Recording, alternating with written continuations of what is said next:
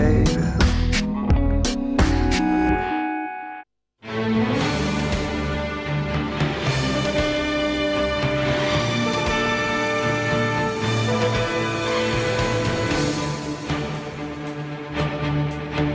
La lucha contra el terrorismo nada tiene que ver con las creencias religiosas, sino con el fanatismo y con la total y absoluta falta de decencia y de humanidad de quienes atentan contra la vida de sus semejantes. En esa batalla, todas las personas de bien, sea cual sea su creencia, debemos estar unidos. Han propuesto por unanimidad elevar el nivel de alerta antiterrorista respecto del actualmente existente, que pasaría de ser de nivel 3 sobre 5, de un riesgo medio sobre 5, a nivel 4, que sería riesgo alto. Buenas noches. El islamismo radical ataca de nuevo. Una ola de atentados en Francia, Túnez y Kuwait siembran el pánico en Occidente. Lo analizamos ya en las 5 W.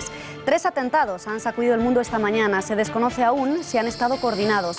Lo cierto es que a lo largo de todo el día ha ido incrementándose la cifra de víctimas. Cuando pasa un minuto de las 8, el balance de muertos es de un decapitado en Francia, 37 muertos en Túnez y 25 fallecidos en Kuwait. Los heridos se cuentan por decenas. El gobierno español ha activado la alerta terrorista en su nivel máximo. Hoy es viernes, día sagrado para el Islam, viernes negro para el mundo civilizado. Han pasado apenas 6 meses desde que los yihadistas atacaran brutalmente el corazón de Europa con la masacre perpetrada en el semanario satírico Charlie Hebdo. Medio año más tarde, en pleno Ramadán, el islamismo radical hace gala de su fuerza y capacidad asesina, dejando en evidencia la indefensión de Occidente. El lugar es casi cualquier sitio que se propongan. El terror ha empezado en una fábrica europea para poco después trasladarse a una mezquita chií en Kuwait y terminar asolando la costa tunecina, sembrando el pánico en un complejo hotelero. Demuestran su fuerza y dejan patente que para el terror no hay fronteras. Y a falta de saber si los ataques se han coordinado o no, en Francia ya hay varias personas detenidas y un principal sospechoso, miembro del Estado Islámico desde 2006. En Kuwait, esa misma organización terrorista ha reivindicado la autoría del ataque y en Túnez todavía se desconoce la procedencia de los atacantes. Hay, eso sí, un denominador común a todos ellos: terrorismo islamista. Sus métodos son brutales: decapitaciones, ametrallamientos con Kalashnikov, ataques suicidas y tentativa de hacer saltar por los aires una fábrica. En definitiva, cualquier método que sirva para expandir el terror a costa de vidas inocentes. Nos preguntaremos hasta qué punto nuestro país es objetivo prioritario, si se están utilizando los medios adecuados para combatir esa amenaza, cuál es el atractivo de esas organizaciones terroristas y qué métodos de captación utilizan. Tiempo de análisis, Sexta W, en el editorial de Kiko Méndez Monasterio.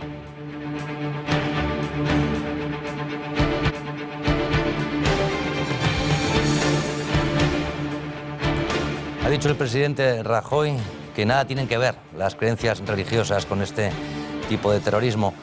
Pero la verdad es que todavía estamos esperando que cruzados cristianos decapiten, pongan bombas o asesinen a turistas indiscriminadamente.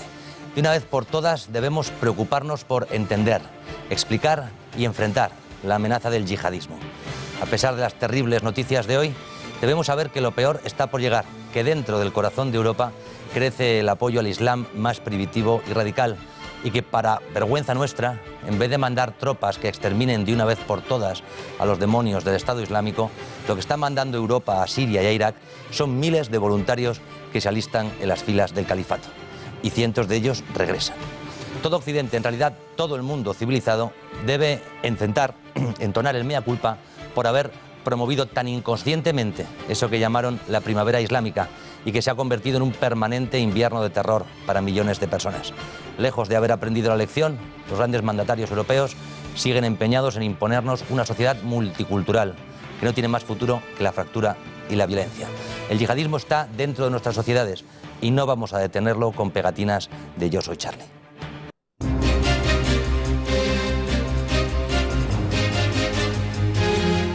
Tras la ratificación en la imputación de Chávez, Griñán, Viera y Sarriás, hoy Viera se niega a dejar su acta de diputado y se pasa al grupo mixto para continuar siendo aforado. Susana Díaz le ha exigido el acta por higiene democrática y porque asegura que consiguió el escaño gracias a concurrir en las listas socialistas. Ese señor debería de entregar su acta por higiene democrática y porque iba en la lista del Partido Socialista. Eso es lo que debería de ser. Lo que es evidente que no va a haber ningún diputado socialista imputado.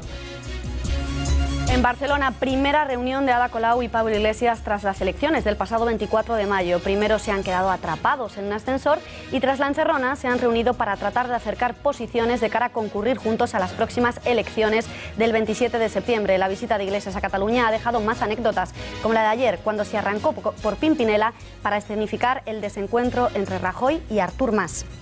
Me recuerdan un poco a Pimpinela, estos hermanos que discutían mucho pero que en el fondo se querían.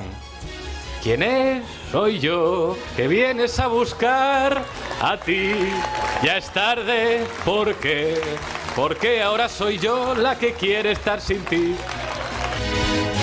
Rajoy zanja la crisis de gobierno con un solo recambio. El presidente del gobierno deja caer a José Ignacio Wert de la cartera de Cultura y Educación y le sustituye por Íñigo Méndez de Vigo. En este informativo analizaremos su trayectoria política y recordaremos las frases más polémicas del ya exministro. Y al otro lado del Atlántico, la Corte Suprema de Estados Unidos legaliza el matrimonio homosexual en todos los estados. El fallo del Alto Tribunal ha considerado inconstitucionales las leyes que lo prohíben en varios de ellos, una decisión que Obama ha celebrado.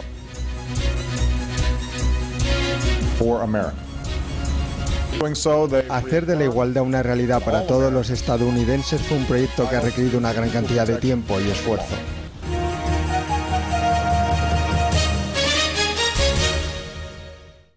Explosivos, un decapitado, una inmolación, Kalashnikov y varias decenas de muertos y heridos. Los objetivos: Francia, Túnez y Kuwait.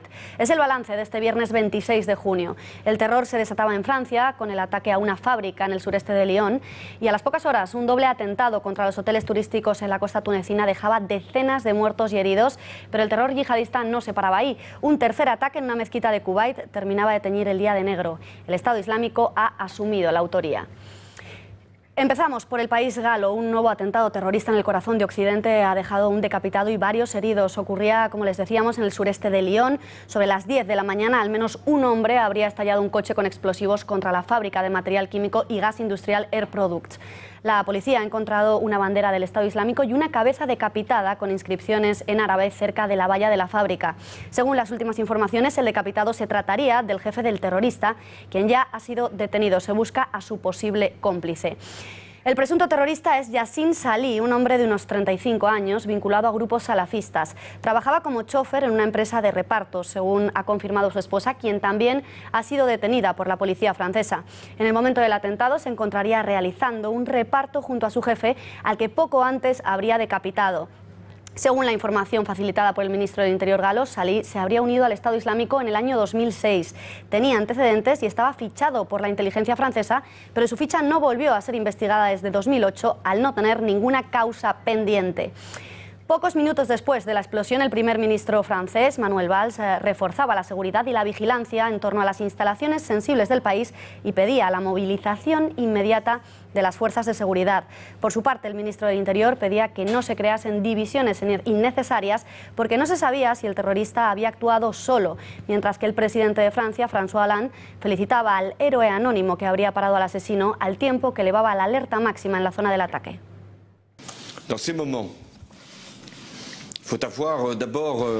En este momento, lo primero es expresar la solidaridad, aunque la emoción no puede ser la única respuesta.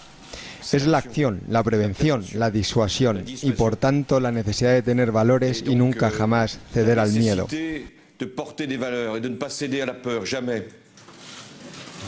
Cuando son las 8:08, nos vamos en directo hasta Francia. Tenemos conexión telefónica con el analista político Gaspard Estrada. Señor Estrada, antes de nada, muy buenas noches. Sí, buenas noches. Un saludo a su auditorio. Buenas noches. Hemos conocido ya la identidad del terrorista, pero ¿qué más sabemos sobre el atentado? ¿Se conoce ya si pertenecen al Estado Islámico, a Al-Qaeda? ¿Se sabe si es un lobo solitario? ¿Qué información tenemos? Cuéntenos.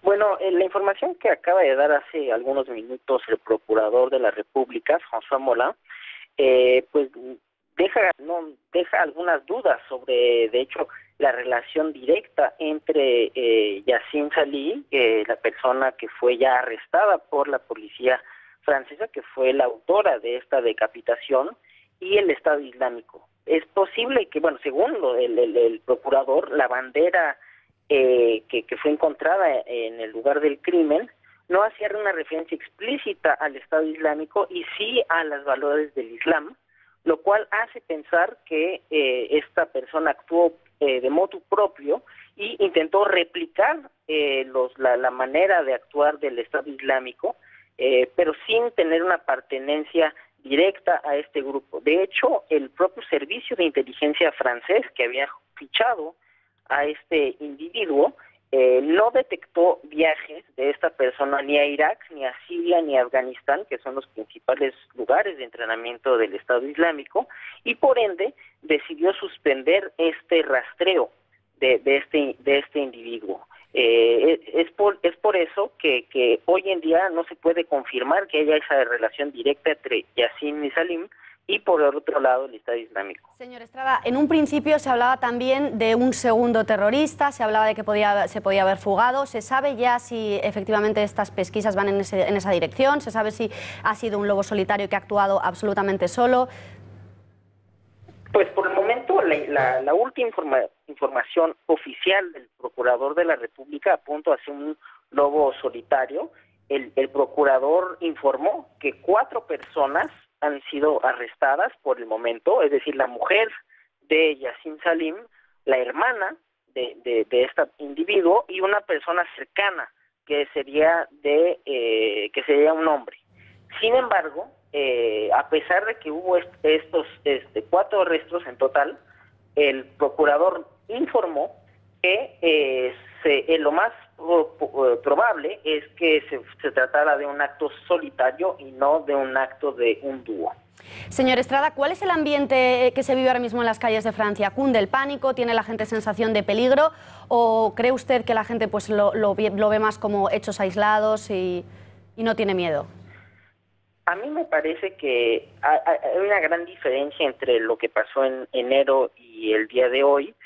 Es que hay una presencia, para empezar, en las calles de París, una presencia policíaca y militar mucho más importante, y también el hecho de que tal parece que es un hecho aislado. Recordemos que en esos días de enero no solo hubo el ataque contra la revista Charlie Hebdo, pero también hubo el ataque contra la tienda Kasher en los suburbios de París. Entonces se creó una atmósfera de pánico por ver la multiplicación de estos actos terroristas en el territorio francés. Hasta a la hora de, hasta hoy en la noche, no se percibe esta sensación que podía existir en enero. Señor Estrada, muchísimas gracias por haber atendido la llamada de Intereconomía. Muchas gracias y buenas noches. Muy buenas noches.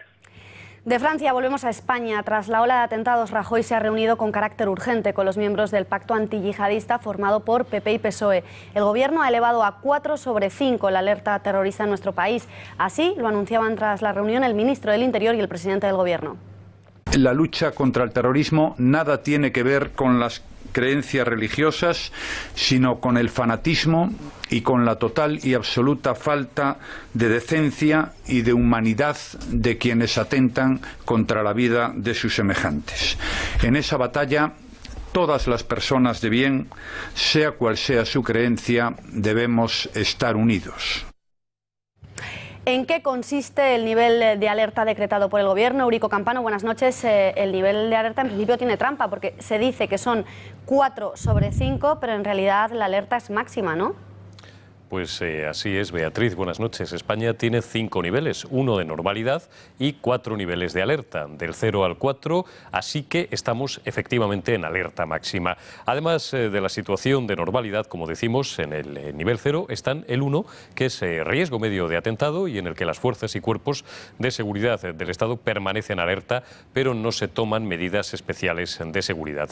El nivel 2 supone un riesgo alto de atentado. La policía incrementa la contravigilancia vigilancia que vienen siendo seguimientos discretos de paisano y la presencia policial en la calle, y se centran en la creación de una sensación de control para disuadir a elementos radicales. El nivel 3 supone un riesgo muy alto de atentado. Aumenta la presencia policial en grandes aglomeraciones urbanas y se incrementa la presión sobre elementos sospechosos. Igualmente, los antidisturbios se hacen presentes en controles que en niveles inferiores realizarían unidades de otros departamentos policiales. El nivel 4 supone un riesgo extremo de atentado. Es en el que estamos. Presencia policial total en lugares públicos y el control absoluto de infraestructuras críticas, centrales nucleares, puertos, aeropuertos. Incluso puede llegarse al extremo de requerir la ayuda del ejército.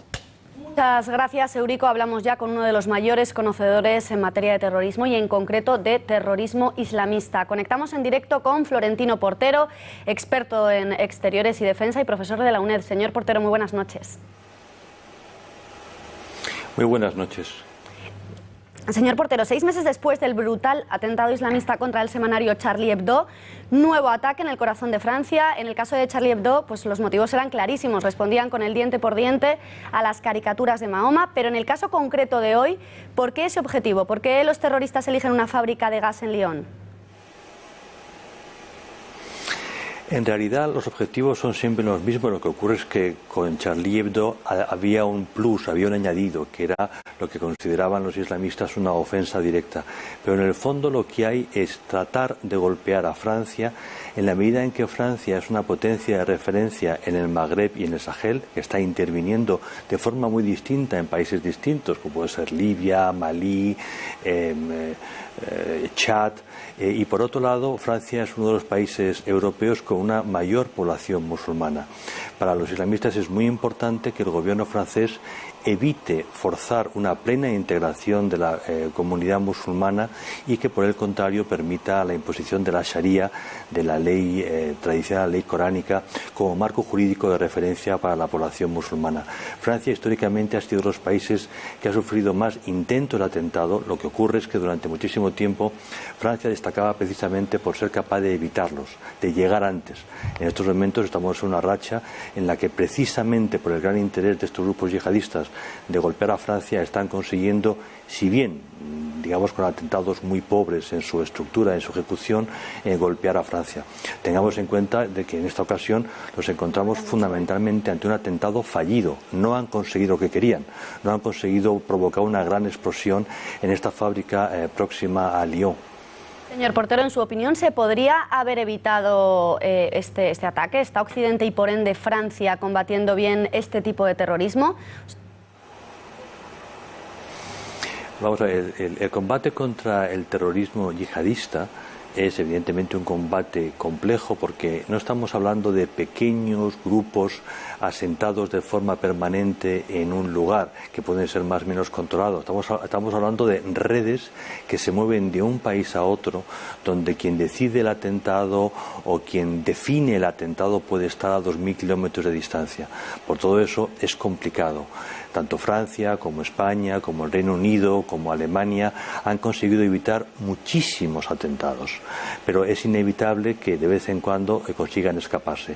Esta vez ha sido Francia, la próxima puede ser el Reino Unido o puede ser España. No es casual que nuestro gobierno nos haya colocado en el nivel 4. Somos muy conscientes de que, igual que Francia, España es objetivo para los terroristas yihadistas y por eso nuestra gente, nuestros policías, nuestros guardias, nuestros agentes de inteligencia están trabajando continuamente y hemos visto en los últimos meses el altísimo número de células terroristas que han sido capaces de desarticular y también las células que estaban atrayendo gente para enviar a Siria o Irak, que igualmente hemos conseguido desarticular. El trabajo que está haciendo es muy bueno, pero no siempre es posible evitar un atentado. Señor Portero, ahora hablaremos de la amenaza real que existe sobre nuestro país, sobre España, pero hoy otros 2 atentados han tenido lugar en Túnez y en Kuwait. ¿Cree que estas acciones han podido estar coordinadas? Francia, Kuwait, Túnez. Sería desde luego mucha casualidad que 3 atentados el mismo día no tuviesen algún tipo de coordinación. Por lo menos 2 de ellos, el de Túnez y el de Francia, apuntan a que hay una coordinación, pero hay que esperar. Más tarde o más temprano alguien va a reconocer la autoría y entonces sabremos si los 3 o 2 de ellos estaban coordinados. Lo más probable es que sí que haya algún tipo de coordinación, ¿cómo no? Señor Portero, lo explicábamos hace un instante, España ha elevado la alerta terrorista a su nivel máximo. ¿Cómo de real es esta amenaza? ¿Cómo de prioritario es España para el Estado Islámico como objetivo?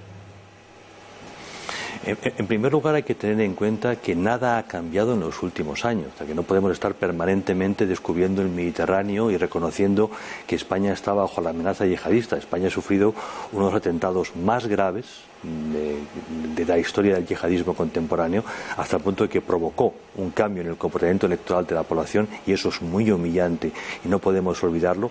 La yihad triunfó con aquel atentado. Desde entonces vienen tratando de actuar, y ello por distintas razones. España es país frontera con el Islam. Eso quiere decir que nuestros medios de comunicación se siguen con mucha normalidad, por ejemplo, en Marruecos, y eso supone que estamos influyendo en la manera de ser de los marroquíes, que nuestra cultura está penetrando en la suya, y en la perspectiva de los islamistas eso supone una agresión. Ellos temen que el contagio de los valores occidentales lleve finalmente a descomposición del Islam. La yihad es una reacción de miedo, de inseguridad ante un mundo globalizado.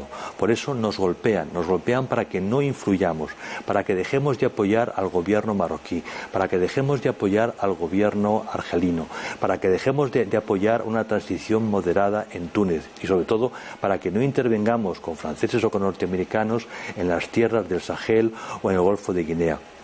Quieren asustarnos, quieren amedrentarnos para poder desestabilizar la región. Señor Portero, dos últimas cuestiones muy brevemente. Habla usted de que tienen miedo del contagio de los valores de Occidente. Sin embargo, estamos viendo, por ejemplo, cómo en países como el Reino Unido hay una corriente de simpatía hacia estos movimientos radicales. Eso por un lado. Y luego, por otro, hoy hemos conocido pues, que hay una red de captación buenísima. 30 extranjeros se enrolan cada día en el Estado Islámico. ¿Cuál es el atractivo de este grupo terrorista y cuáles son sus métodos de captación que resultan tan efectivos?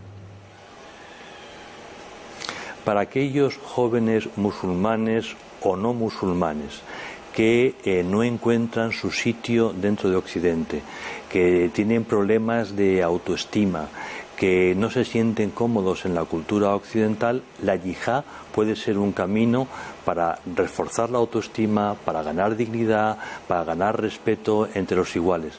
Es una huida, es un rechazo a un mundo que ellos consideran es contrario a sus valores o no les da ninguna salida. Vemos, por ejemplo, en España casos continuos de gentes que, sobre todo procediendo de la extrema izquierda, se pasan a la yihad porque entienden que la yihad es el método mejor para combatir los valores tradicionalmente occidentales. Señor Portero, muchísimas gracias por habernos atendido. Muchas gracias, ha quedado clarísimo. Gracias y buenas noches. Encantado, muy buenas noches. Seguimos hablando de atentados, al menos 37 muertos y varios heridos en dos hoteles en la costa de Túnez. Dos hombres armados con Kalashnikov han masacrado a los turistas que encontraban a su paso. Según informan fuentes gubernamentales, al menos uno de los terroristas ya habría sido abatido por las fuerzas locales, mientras que el segundo atacante se habría dado a la fuga. Uno de los hoteles atacados, el Imperial Maraba de la cadena española Riu, está situado en el enclave turístico de Port Kantaoui. Bueno, pues según fuentes de la cadena hotelera han confirmado que no hay españoles registrados en el hotel y que el ataque se ha producido en la playa de ese complejo turístico y no en su interior, como se había dicho en un primer momento. Los asaltantes también han atacado el hotel vecino, el Muradi Palm Marinai. El Gobierno ha activado la evacuación de los turistas de la zona hotelera y son varias las compañías aéreas que han cancelado los vuelos a Túnez. Seguimos viendo más información porque ha habido un tercer atentado, Kuwait, tercer ataque de este Viernes Negro. Allí un terrorista suicida se ha inmolado en el interior de una mezquita chií.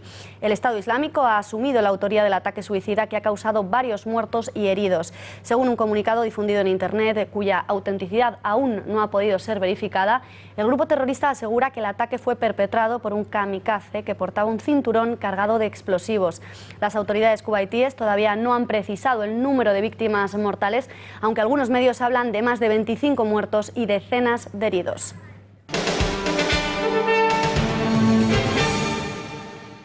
Cambiamos de asunto. La Corte Suprema de Estados Unidos legaliza el matrimonio homosexual en todos los estados. El fallo del Alto Tribunal ha considerado inconstitucionales las leyes que lo prohíben en varios de ellos. Una decisión que no entrará en vigor de manera inmediata porque la Corte, máxima instancia judicial del país, otorga al demandante que ha perdido el caso aproximadamente unas 3 semanas para solicitar una reconsideración. El caso analizado aludía exactamente a los estados de Kentucky, Michigan, Ohio y Tennessee, donde la unión entre personas del mismo sexo no estaban permitidos. El presidente del gobierno, Barack Obama, ha celebrado la decisión del Alto Tribunal, que ha valorado como histórica y como un paso en el camino a la igualdad. Es una victoria para América. Hacer de la igualdad una realidad para todos los estadounidenses fue un proyecto que ha requerido una gran cantidad de tiempo y esfuerzo. Tiempo de análisis. Kiko, ¿cómo valoras la decisión del Tribunal Supremo estadounidense? Pues no excesivamente bien, Beatriz. No creo que sea una buena noticia para la libertad. Detrás de lo que llaman nuevos derechos civiles se esconde todo un mecanismo totalitario que está imponiendo a pasos agigantados una ideología promovida y confeccionada por unos pocos. Pocos, pero con mucho dinero. Y buena parte de esa fortuna la han invertido las campañas de Obama y ahora veremos la campaña de Hillary Clinton.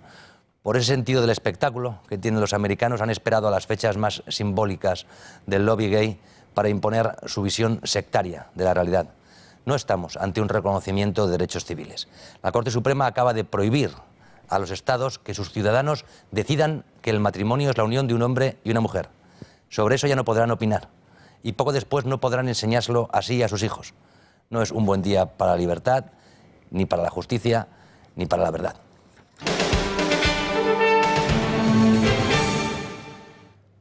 Nuevo escándalo en el seno del PSOE. Tras la ratificación en la imputación de Chávez, Griñán, Viera y Zarrías, hoy Viera se ha negado a dejar su acta de diputado y se ha pasado al grupo mixto para continuar siendo aforado. En declaraciones a La Sexta, el diputado ha dicho que no pertenece al PSOE y que por lo tanto puede hacer lo que quiera. El PSOE no puede hacer nada porque el acta es personal. Yo en estos momentos ya no soy militante del PSOE y haré lo que yo estime oportuno. Yo necesito tiempo para reflexionar todas estas cosas y ver un poco qué sucede en estas próximas 48 horas. Yo ya no soy militante del PSOE ni soy miembro del Grupo Socialista, por lo tanto el partido está liberado de cualquier responsabilidad. Susana Díaz le ha exigido el acta por higiene democrática, dice, y porque asegura que consiguió el escaño gracias a concurrir en las listas socialistas, y le ha advertido de que la decisión podría afectar al resto de imputados. Ese señor debería de entregar su acta por higiene democrática y porque iba en la lista del Partido Socialista. Eso es lo que debería de hacer. Lo que es evidente que no va a haber ningún diputado socialista imputado. Y creo que este señor tiene que entregar el acta y ponerlo, como decía, a disposición y dimitir de su escaño, porque es lo que exige el Partido Socialista en las listas en las que él formaba parte. Eso decía la presidenta de la Junta. Por su parte, la vicepresidenta del Gobierno ha advertido de que el dinero defraudado en el escándalo de los ERE debe ser devuelto. Como Gobierno, nuestra máxima colaboración, como siempre, en la justicia, y quizá en este punto sí insistir en un tema que hemos insistido mucho a lo largo de la legislatura, que bueno, pues hay unas cantidades de dinero público que ha sido defraudado. Habrá que tener bien presente cuál ha sido el destino de esas cantidades y en lo posible reintegrar a los ciudadanos el dinero que en su caso haya sido defraudado. Pero a mí cuando discuten entre ellos me recuerdan un poco a Pimpinela, estos hermanos que discutían mucho pero que en el fondo se querían. ¿Quién es? Soy yo, que vienes a buscar a ti. Ya es tarde, ¿por qué? Porque ahora soy yo la que quiere estar sin ti. Mofándose del presidente del Gobierno a golpe de Pimpinela es el último show efectista de Pablo Iglesias en su ridiculización constante de lo que él califica casta. No es la única vez que el secretario de Podemos se ha arrancado a cantar, la recordamos. Nosotros mismos realicemos el esfuerzo redentor para hacer que el tirano caiga, el mundo entero liberar. Tú convencer mucha gente, tú ganar gran elección, ahora tú mandar nación, ahora tú ser presidente. ¡Que salga Madrid!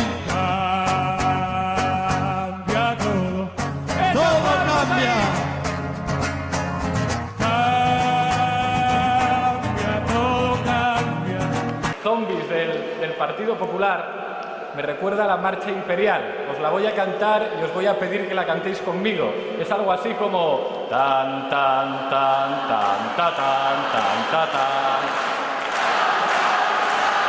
Atrapados en el ascensor, atrapados en el ascensor, esta noche, nena. Se han quedado 30 minutos encerrados en un ascensor junto a 5 colaboradores. Hablamos de Ada Colau, alcaldesa de Barcelona, y de Pablo Iglesias, el líder de Podemos, que ha durado durante su encierro, han bromeado, se han agobiado para finalmente quedar liberados y agradecidos, como estamos leyendo en algunos de los tuits.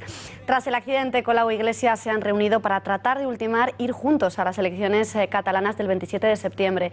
El secretario general de Podemos, Pablo Iglesias, y el coordinador nacional de ICV, Joan Herrera, han comparecido para confirmar que están avanzando en las negociaciones para conseguir una fórmula electoral que les permita concurrir juntos en las próximas elecciones catalanas y que refleje, dicen, el espíritu de una Cataluña en común. Construir políticamente un espíritu de cambio que es necesario en Cataluña y también en España. Tengo plena confianza en Ada y en su equipo y no tengo ninguna duda de que todas aquellas iniciativas que han llevado a cabo se han ajustado a la ley. Seguimos hablando de Ada Colau porque poco ha tardado en tomar sus primeras medidas al frente del consistorio barcelonés. La alcaldesa ha decidido enchufar a su novio, como lo oyen, Adrià Alemany, en su equipo. Alemany estará al frente de las reuniones del ayuntamiento donde se están tratando temas tan importantes como el reparto de cargos de libre designación. En este sentido, Alemany exige para su partido el 60% de los cargos eventuales o de libre designación, un total de 64 personas. Los otros 24 cargos se repartirían entre los 6 grupos que forman la oposición. Podemos sigue siendo noticia. Un concejal de la formación morada pide la muerte de los políticos y charcos de sangre. Se trata del número 3 de Alcobendas, skinhead, antifascista, cantante de un grupo de música punk que incita y justifica la violencia. Es David Gregorio González Escudero.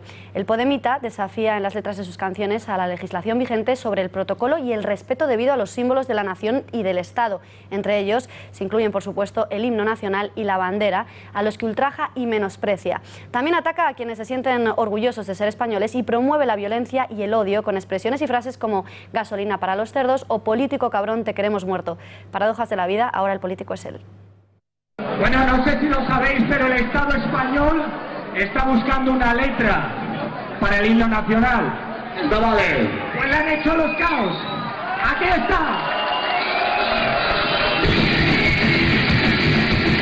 Anti-español. ¡Anti-español! ¡Hijo de puta! ¡Anti-español! ¡Anti-español!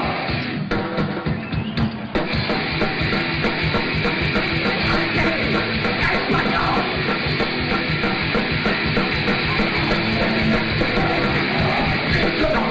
¡Yo, señor gobierno! ¡A los pueblos tortura! ¡Educación en nombre del imperio! ¡Y dicen los cerros que no se podían son! ¡Con su puto corazón! ¡Pero al final se los jodió! ¡Pero grita sobre esta nación! ¡Pero grita sobre esta nación! ¡Aquí, español! ¡Aquí, español! ¡Nuestro barrio! ¡Nuestra patria! ¡Nuestro barrio! ¡Nuestra patria! Despedimos este Viernes Negro, no sin antes desearles que pasen un buen fin de semana y agradeciéndoles un día más que hayan confiado en los informativos de Intereconomía. Gracias y hasta el lunes.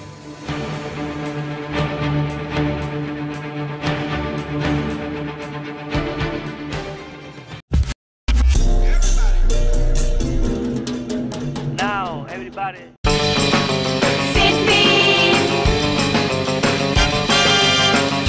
Llega la tarifa Sin Fin, con 20 gigas y llamadas ilimitadas para hacerte invencible.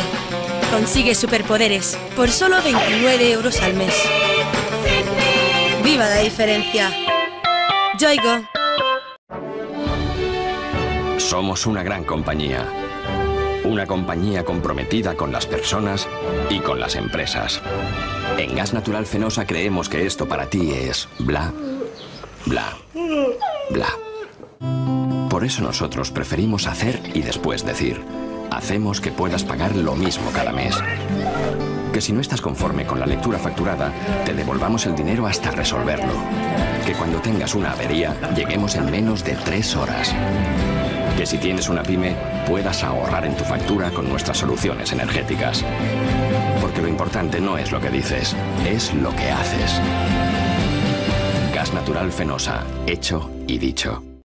Hacer reformas en el salón. Cambiar mi coche por un monovolumen. Viajar con la familia a Japón. ¿Tienes un deseo? Entra en La Caixa y hazlo realidad con un crédito de hasta 40.000 euros sin comisiones. ¡Buenísimo! La Caixa, tú eres la estrella. Hazme caso, entra como administrador del sistema. Y si no, al arrancar el ordenador pulsa F8 y entras en modo seguro. Eso te pasa por entrar en esas páginas. Sé más de ordenadores que Bill Gates. Pero me ha llegado la declaración de la renta y no sé por dónde empezar. Lo primero, búscate un gestor colegiado. Los gestores administrativos somos expertos en materia fiscal. Gestores administrativos colegiados. Tu mayor garantía. Esto es lo que hacen los hombres al afeitarse, tratando de llegar a cada pelo. Esto es lo que hacemos nosotros. Nueva Gillette con tecnología FlexBall. Consigue máximo contacto en los contornos de tu cara y llega prácticamente a cada pelo. Gillette, lo mejor para el hombre. Bienvenidos al arte de la precisión en la cabalgata deportiva Gillette.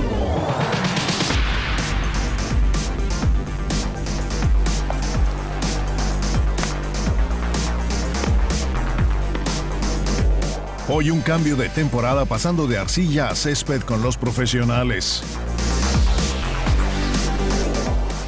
Lo mejor del Rally Mundial con el Rally Italia. Y voleibol de playa desde Noruega, lo más reciente del Tour Mundial.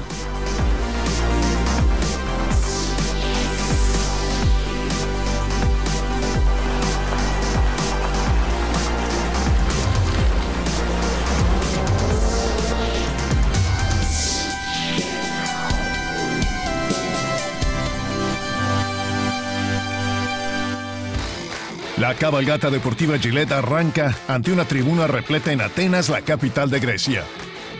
La espectacular mina de mármol Dionisos fue el anfiteatro para la ronda 2 del Tour Mundial de los Red Bull X-Fighters y hubo mucho drama en el más largo circuito del Tour cuando la competencia llegó a su clímax.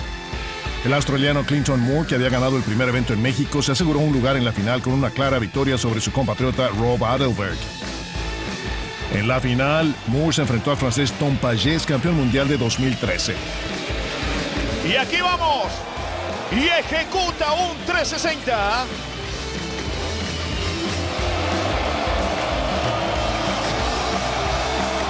El francés continuó luego de esta caída, pero le dejó la puerta abierta a Moore para asegurarse una segunda corona esta temporada. ¡Oh! E inicia en grande con el bandy. Y mire la confianza que demuestra en estos trucos complicados que están ejecutando. Y un alley-oop, un flare y un bandy para comenzar. Y el flare es precioso y es evidente la confianza que siente en estos momentos. Está muy fuerte, muy sólido, a su mejor nivel. Es evidente la confianza con que están participando el día de hoy. ¡Wow! ¡Qué fantástico giro yacht! Y hay que recordar una vez más que no estamos viendo giros traseros de Tom Pagès. Pero aún así hay una enorme variedad. Y aquí está uno más. La cúpula. Interesante. No creo que hayamos visto esto en esta competencia o en ningún otro lugar. Está decidido a ganar y nada más le interesa. Impresionante. Y otra vez Tom Pagès a lo grande con un super kick, y tiene ya el super kicker y la tubería y el giro y las rotaciones y los trucos aéreos. Lo tiene todo en estos momentos, el latigazo tiene 12 segundos más. Esto es increíble de Clinton Moore. Y si alguien que pudiera derrotar a Tom Pagès esta noche es Clinton Moore, con la perfección que nos está mostrando. Y hay que decir que incluso si Tom Pagès hubiera completado ese giro estaría muy apretado. Pero puede no ser suficiente. Y ahora vemos a Clint cerrar con un deep body flip. Un final absolutamente increíble de Chris Moore. Esta victoria le dio al australiano títulos consecutivos de X-Fighters y lo mantiene en la cima de la tabla mundial.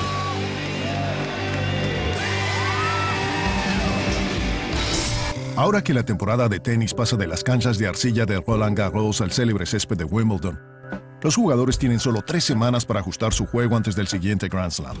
El profesional Alexander Dolgopolov nos explica el reto que implica este cambio de superficie. Es importante disfrutar lo que haces en la vida. Me gusta ser distinto y hacer cosas diferentes. Me gusta